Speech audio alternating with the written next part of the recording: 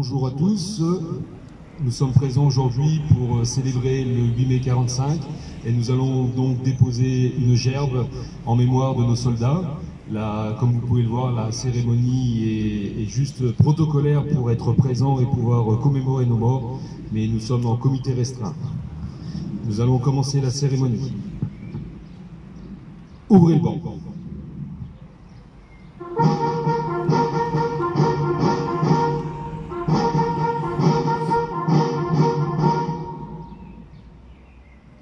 Nous allons procéder au dépôt de gerbe du CPI de Saint-Leu-d'Esserand.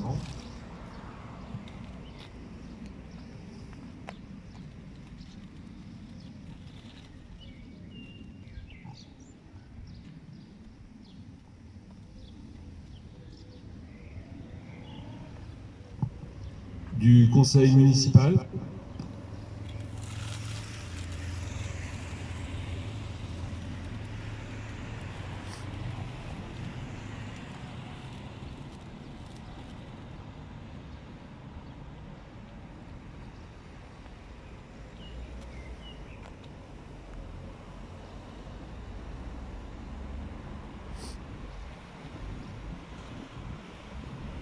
Sauderie aux morts.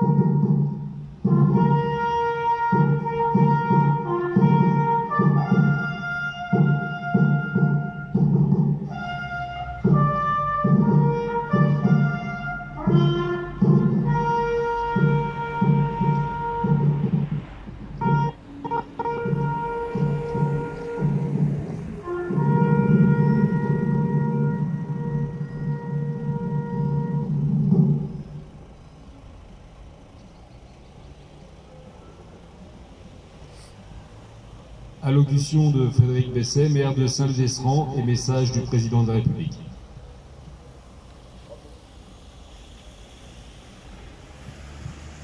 Merci Stéphane. Mesdames, Messieurs, bonjour. Je remercie les corps constitués, les sapeurs-pompiers de Saint-Leu-d'Esserand d'avoir, ainsi que les deux porte-drapeaux, qui peuvent être les mêmes, de nous avoir accompagnés sur cette cérémonie simplifiée, mais pas du tout réduite en termes d'intensité émotionnelle et de signification. En effet, vous connaissez bien les raisons de la non-possibilité de faire en sorte que cette cérémonie soit publique comme d'habitude.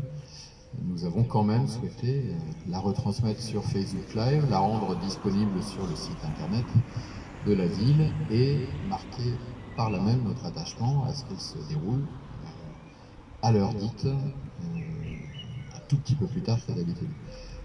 Je rappelle que nous n'avons pas pu faire la même chose pour la Journée nationale de la déportation. Les précisions qui sont arrivées depuis nous permettent effectivement d'envisager cette cérémonie du 8 mai. Et bien sûr, nous englobons finalement également l'effort que nous aurions aimé faire, l'effort de souvenir que nous aurions aimé faire pour la Journée nationale de la déportation il y a quelques jours. Comme vous le savez, habituellement, je fais une intervention qui complète celle du président de la République qui est élu par un représentant des anciens combattants. Cette fois-ci, après avoir réduit donc le nombre des présents, il me revient de lire l'allocution du président de la République. Mais je ne me prends pas pour le président.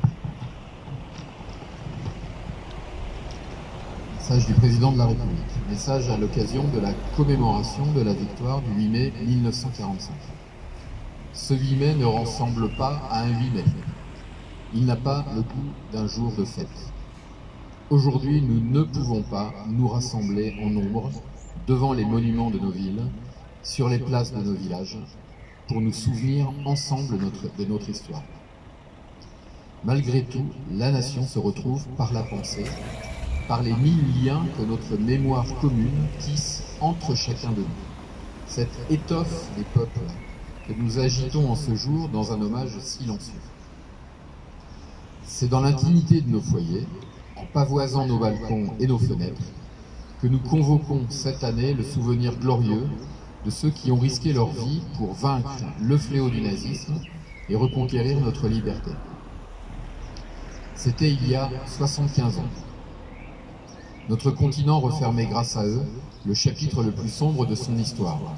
5 années d'horreur, de douleur, de terreur. Pour notre pays, ce combat avait commencé dès septembre 1939.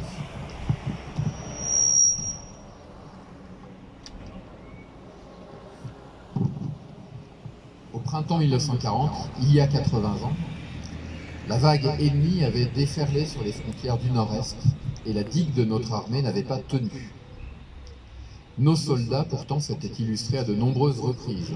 Ceux de Montcornet, d'Abbeville, de Gembloux ou de Stone, les hommes de Narvik, les cadets de Saumur, l'armée des Alpes avaient défendu avec vigueur notre territoire et les couleurs de notre pays.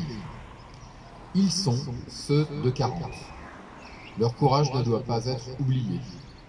Dans le crépuscule de cette étrange défaite, ils allumèrent des flambeaux. Leur éclat était un acte de foi, et au cœur de l'effondrement, ils laissaient poindre la promesse du 8 mai 1945. Cette aube nouvelle fut ensuite conquise de haute lutte par le combat des armées françaises et des armées alliées, par les Français libres qui jamais ne renoncèrent à se battre, par le dévouement et le sacrifice des résistants de l'intérieur, par chaque Française, chaque Français qui refusa l'abaissement de notre nation et le dévoiement de nos idéaux. La grande alliance de ces courages permit au général de Gaulle d'asseoir la France à la table des vainqueurs. La dignité maintenue, l'adversité surmontée, la liberté reconquise, le bonheur retrouvé, nous les devons à tous ces combattants, à tous ces résistants. À ces héros, la nation exprime son indéfectible gratitude et sa reconnaissance éternelle. Le 8 mai 45, le 8 mai 1945, c'est une joie bouleversée qui s'empara des peuples. Les drapeaux ornaient les fenêtres, mais tant d'hommes étaient morts, tant de vies étaient brisées, tant de villes étaient ruinées.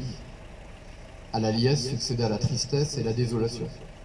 Avec le retour des déportés, les peuples découvrirent bientôt la barbarie nazie dans toute son horreur. Rien plus jamais ne fut comme avant. La fragilité révélée de nos vies et de nos civilisations nous les rendit plus précieuses encore. Au bout de cette longue nuit qui avait traversé le monde, il fallait que l'humanité relevât la tête. Elle venait de découvrir, horrifiée, qu'elle pouvait s'anéantir elle-même, et il lui fallait désormais refaire le monde de fond en comble, ou à tout le moins empêcher que le monde ne se défasse, selon le mot d'Albert Camus. Ce fut l'heure en France de l'Union nationale, pour fonder les beaux jours annoncés par le Conseil national de la résistance, et bientôt retrouvés. L'heure en Europe de l'effort commun pour bâtir un continent pacifié et fraternel. L'heure dans le monde de construire les Nations Unies et le multilatéralisme. Aujourd'hui, nous commémorons la victoire de ce 8 mai 1945, bien sûr, mais aussi, mais surtout, la paix qui l'a suivie. C'est elle la plus grande victoire du 8 mai, notre plus beau triomphe, notre combat à tous 75 ans plus tard. Vive la République, vive la France. Nous allons procéder à 1 minute de silence.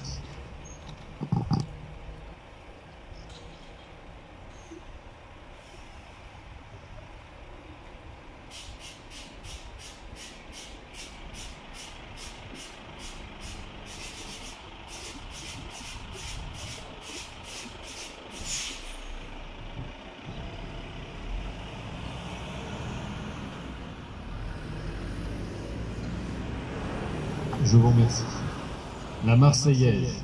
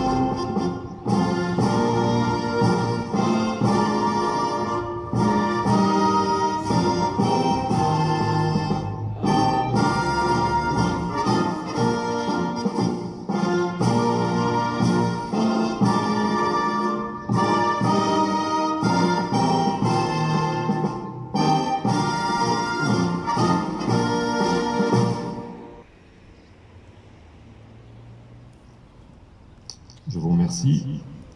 Fermez le banc.